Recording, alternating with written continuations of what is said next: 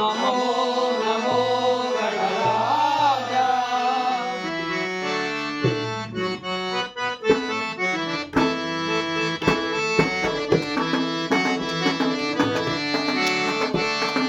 ನಮೋ ನಮೋ ಗಣರಾಜ. ಓಂ ನಮೋ ನಮೋ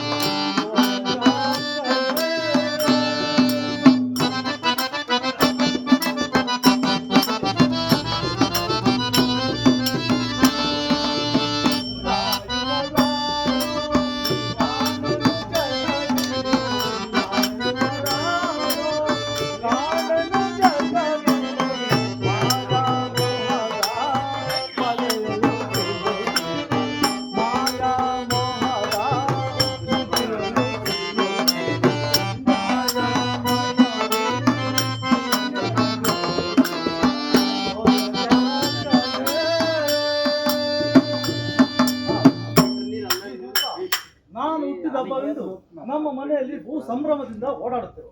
ಆದರೆ ನನಗೆ ಯಾವುದು ಬೇಡವಾಗಿದೆ. ವರ್ಷಗಳು ಕಳೆದ ಹಾಗೆಲ್ಲ ನನ್ನ ಸಂದೇಹಗಳು ಹೆಚ್ಚುತ್ತಲೇ ಇರುವುದು. ಈ ಪೃಥ್ವಿಯಲ್ಲಿ ಯಾವುದು ಜೀವನದ ಗುರಿ ಯಾವುದು? ನನ್ನ ಕುಲ ಜಾತಿಗಳ ಪದ್ಧತಿಯಂತೆ ನಡೆಯುವುದೇ ನನ್ನ ಧರ್ಮ. ನಾನು ಸೂತನಾದರೂ ನನ್ನಲ್ಲಿ ಕ್ಷತ್ರಿಯನಂತೆ ಸ್ಥೈರ್ಯಗಳು ಕಂಡು ಬರುತ್ತಿರುವಲ್ಲ, ಕಾರಣವೇನಿರಬಹುದು?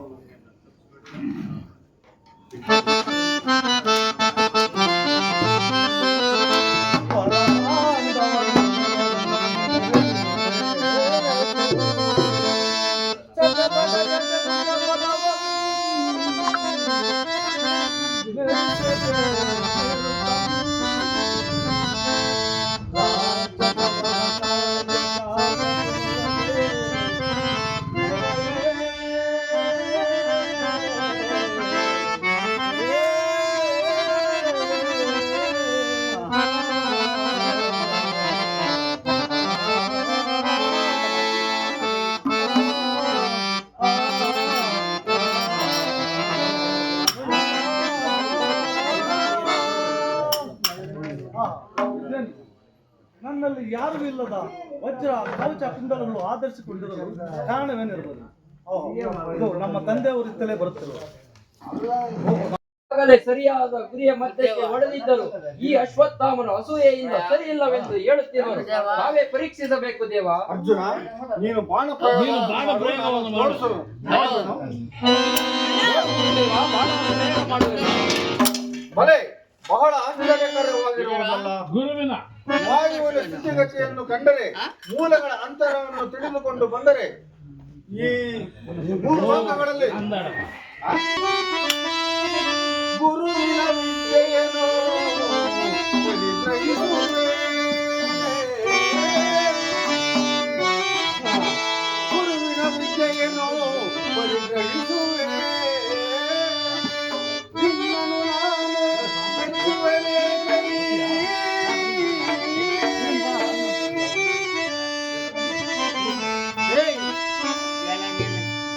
ಬಲೆ ಅಲೆ ಬಹಳ ಆಶ್ಚರ್ಯಕರವಾಗಿರುವುದು.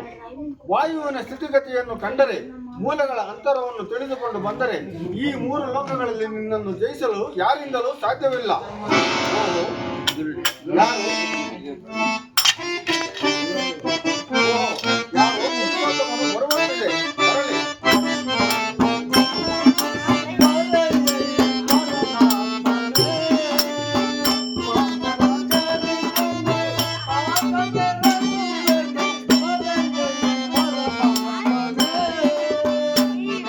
ಸೌಂಡ್ ಬರ್ಬೇಕು ಇದನ್ನ.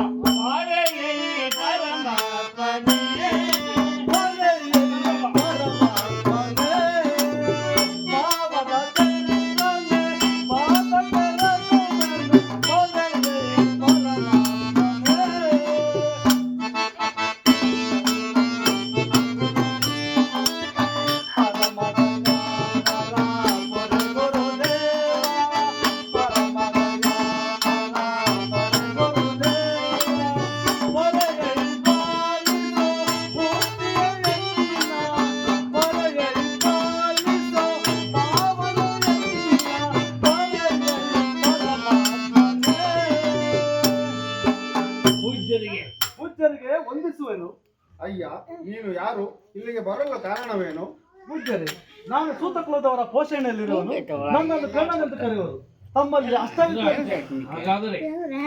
ಹಾಗಾದರೆ ನನ್ನಿಂದ ಏನಾಗಬೇಕು? ಗುರುದೇವ, ನೀವು ಪರಶುರಾಮ ಶಿಷ್ಯರಾದ ತಾವು ಗದಾಚಾಪ ವಿದ್ಯಾ ಗುರುಗಳಾಗಿ ಕೀರ್ತಿಯನ್ನು ಪಡೆದಿರುವ ತಮ್ಮಲ್ಲಿ ಅಷ್ಟವಿದ್ಯೆಯನ್ನು ಕಲಿಬೇಕೆಂದು ಬಂದಿರುವೆನು. ಅಯ್ಯ, ಅದು ಸಾಧ್ಯವಾಗಲಾರದು. ಮಹಾನುಭಾವರಾದ ನೀವು ನನಗೆ ಅಷ್ಟವಿದ್ಯೆಯನ್ನು ಕಲಿಸಿಕೊಡಬೇಕೆಂದು ಬೇಡಿಕೊಳ್ಳುವೆನು. ಅಯ್ಯ, ಅದು ಸಾಧ್ಯವಾಗಲಾರದು. ದುಷ್ಟರನ್ನು ನಗ್ಗಿಸುವ ತಕ್ಕ ಶಕ್ತಿ ಉಳ್ಳವನಾದರೂ ಸತ್ಕುಲ ಪ್ರಸ್ತುತರು ಆದ ಪಾರ್ಥಿವ ಕುಮಾರರೊಡನೆ ಆತ್ಮ ವಿಕೃತನು ನೀಚ ಕುಲಾತ್ಮನಾದ ಸೂತನೊಬ್ಬನು ನಮ್ಮೊಡನೆ ಚಾಪವಿದ್ಯೆಯನ್ನು ಕಲಿಯುವುದಾಗಿ ಹೇಳಿದ್ದದ್ದು ಹೌದಾರ್ಯವೇ ಸರಿ? ಅರ್ಜುನ, ಅರ್ಜುನ ಭಲೆ ಅರ್ಜುನ, ಸರಿಯಾದ ಉತ್ತರವನ್ನೇ ಹೇಳಿದೆ. ಅರ್ಜುನ, ಅರ್ಜುನ ಏನ್ ಹೇಳ್ತಿರುವೆ? ನಿನ್ನ ಮಾತುಗಳಿಂದ ನಿನ್ನ ಯೋಗ್ಯತೆಯು ವ್ಯಕ್ತವಾಗುವುದು ಕೇಳು. ಇದೇ ಸಮರ ಭೂಮಿ, ಸೂತಪುತ್ರನೆಂದು ಇದೇ ನನ್ನನ್ನು ಸೂತ ಪುತ್ರನೆಂದು ನೀಚ ಕುಲಾತ್ಮನ ಆತ್ಮ ವಿಕೃತವನೆಂದು ಹೇಳಿಸುತ್ತಿರುವೆಯಾ? ಇದೇ ಸಮರ ಭೂಮಿ ಆಗಿದ್ದ ಪಕ್ಷದಲ್ಲಿ ಇದೇ ಸೂತ ಪುತ್ರನಲ್ಲದೆ ನೀಚ ಕುಲಾತ್ಮನ ಬಾಣಗಳು ಒಂದಾದ ಮೇಲೊಂದು ಬಿದ್ದು ನಿನ್ನ ಶರೀರವನ್ನು ಹೊತ್ತು ನಿನ್ನ ಗರ್ವದ ಮೇಲೆ ಕಿತ್ತು ಹಾಕುವು.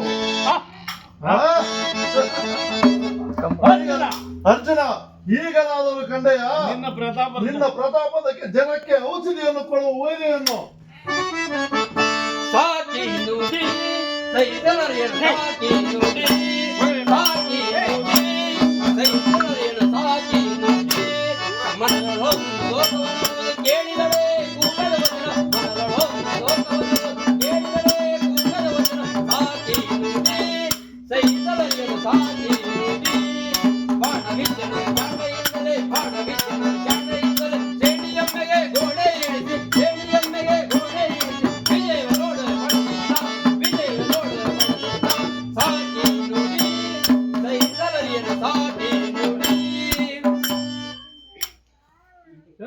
ಶತ್ರುಗೋಷ್ಠಿಗಳ ಮೇಲೆ ಬಿದ್ದು ಜಯಲಕ್ಷ್ಮಿಯನ್ನು ಸಾಧಿಸಿ ಗುಣ ಸಂಪತ್ತಿನೊಡನೆ ಮೆರೆಯುವ ಕ್ಷತ್ರಿಯರು ಓರ್ವ ಸೂತನೊಬ್ಬನು ಕಲಿತ ಚಾಪವಿದ್ಯೆಯನ್ನು ಎಂದಿಗಾದರೂ ಕಲಿಯಬಹುದೇ? ಸಾಕು ಸುಮ್ಮನೆರು. ಎಲ್ಲವೋ ಸೂತ ಪುತ್ರ, ಏನು ಬಗಳಿದೆ? ನಿನ್ನ ಬಾಣಗಳು ನನ್ನ ದೇಹವನ್ನು ಪ್ರವೇಶ ಮಾಡಬಲ್ಲವೇ? ಸೂತಪುತ್ರ ಅಂದ್ರೆ ಅರ್ಜುನ ಅರ್ಜುನ ಹಂಗನ್ಬೇಕು. ಇವಾಗ ಎತ್ತಪ್ಪ ಸೂತಪುತ್ರನು ಎಲ್ಲೋ ಸೂತಪುತ್ರ, ಅಲ್ಲವೋ ಅರ್ಜುನ, ಏನು ಹೊಗಳಿದೆ? ನಿನ್ನ ಬಾಣಗಳು ನನ್ನ ದೇಹವನ್ನು ಪ್ರವೇಶ ಮಾಡಬಲ್ಲವೇ ಭ್ರಷ್ಟ?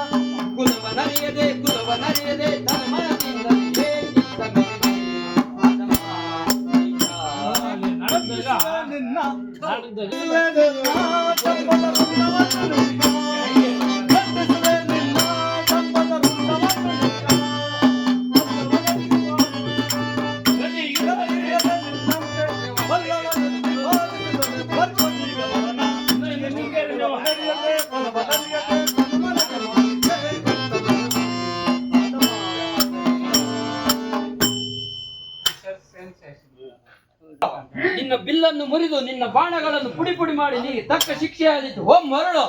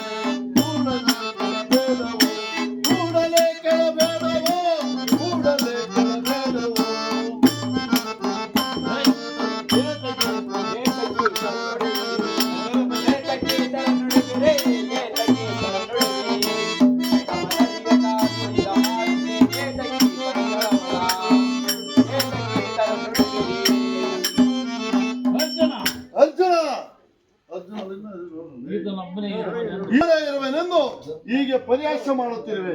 ಆದರೆ ನಿನ್ನ ಏಕತೆಗೆ ತಕ್ಕಂತೆ ಮಾತನಾಡುತ್ತಿರುವೆ. ಈ ಕಾರಣದಿಂದ ಅನೇಕ ರಹಸ್ಯಗಳನ್ನು ದುರ್ಯೋಧನ ಸುಯೋಧನ, ನೀನು ದಾಯಾದಿಗಳ ಮಸ್ತರದಿಂದ ಈಗ ಈತನನ್ನು ಸ್ವಾಧಿಸಿ ಮಾತನಾಡಿಸುತ್ತಿರುವೆಯಾ? ದುರ್ಯೋಧನ ದುರ್ಯೋಧನ, ನಿನ್ನ ಪ್ರತಾಪವು ಪ್ರಬಲವಾಯಿತು. ಸಾಕು, ನಿಲ್ಲಿಸು. ಕ್ಷತ್ರಿಯ ವೀರರಾದ ಕುಲಗೌರವನ ಪಕ್ಷವನ್ನು ವಹಿಸಿ ಏತಕ್ಕೆ ಮಾತನಾಡುತ್ತಿರುವೆ? ಭ್ರಷ್ಟ. ಎಲ್ಲವೋ ಭೀಮ, ನಿನ್ನನ್ನು ನಾನು ಮಾತನಾಡುತ್ತಿಲ್ಲವೋ? ಅರ್ಜುನನು ಅರ್ಜುನನೊಡನೆ ಮಾತನಾಡುತ್ತಿರುವನು. ಸಾಕು, ನಿಲ್ಲಿಸು. ಗುರುಗಳೇ ಗುರುಗಳೇ, ಈ ಭೀಮನು ಪದೇ ಪದೇ ಗುರುಗಳೇ, ಈ ಭೀಮನು ಪದೇ ಪದೇ ನನ್ನನ್ನು ಕೆಣಕುತ್ತಾ ಇರುವನು. ಇನ್ನು ಮುಂದೆ ನಾನು ಸಹಿಸತಕ್ಕವನಲ್ಲ.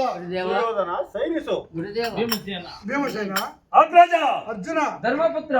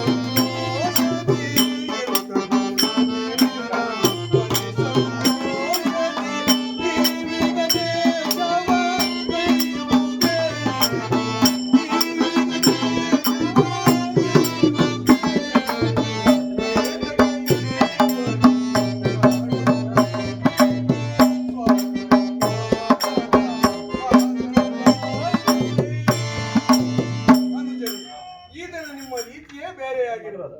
ನಿಮ್ಮಗಳ ಕೆಟ್ಟ ಮಾತುಗಳನ್ನಾಡಿ ಏಕೆ ಅಪವಿತ್ರರಾಗುವುದು? ಸಾಕು, ಸುಮ್ಮನೆ. ಧರ್ಮಪುತ್ರ ಕಲಿಕೇಸರಿಯಂ ಕೆಣಕಿದ ಪರಿಯ ಯಾವ ಪರಿಯಿಂದ ಮಾಳ್ಬೆನವರ ಕುಡಿಪಲಿಗೈವೆ ಅವರ ಚಿರಗಳನ್ನು ಹರಿಹರದೊಳೆ ಬಿಡೆನವರ ಪರಿಯ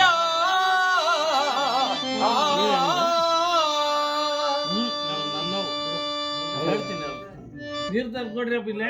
ಬಿಲ್ಲಿ ಹಿಡಿಯಲು ನನಗೆ ಬಾರದೇನು?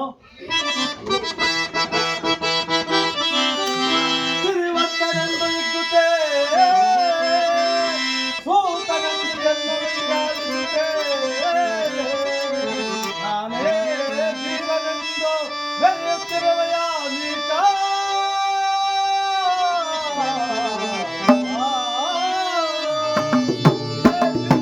ಶಿರವನ್ನು ಬೆದರಕ್ಕೆ ಹಾಸುವುದೆಂದು ತಿಳಿ. ಅರ್ಜುನ, ಎನಗಿಂತಲೂ ಬಿಲ್ಲಗಾರನೆಂದು ಈಗಲಾದರೂ ತಿಳಿದುಕೋ. ಛತ್ರನ ಬಳಿ ಛತ್ರವನೇ ಇರುವನೆಂದು ತಿಳಿದುಕೋ. ಈ ಕಾರಣದಿಂದ ನೀನು ಅನೇಕ ರಹಸ್ಯಗಳನ್ನು ತಿಳಿದುಕೋ. ಕಾರಣ ಇನ್ನು ಮುಂದೆ ಭಾರತ ಕುಲ ಚಕ್ರವರ್ತಿಯಾಗಿ ನೀನು ಬಂದು ನನ್ನ ಗೆಳೆಯನಾಗಿ. ಗೌರವೇಶ್ವರ, ನಿನ್ನ ಪ್ರೇಮಕ್ಕೆ ನಾನು ಕೃತಜ್ಞನಾಗಿರುವೆನು. ನನ್ನ ವಿದ್ಯಾಭ್ಯಾಸ ಮುಗಿಯುವವರೆಗೂ ನಾನು ಯಾರ ಬಳಿಯಲ್ಲೂ ಇರಲಾರೆ. ಏನೆಂದೆ? ನಿನಗೆ ವಿದ್ಯಾಭ್ಯಾಸವೇ ಅಲ್ಲದೆ ಹೀನ ಕುಲದವರಿಗೆ ವಿದ್ಯಾಭ್ಯಾಸದಿಂದೇನು ಕುಲ? ವಿದ್ಯಾಭ್ಯಾಸವು ಅನ್ಯರಿಗೆ ಲಭಿಸದೆ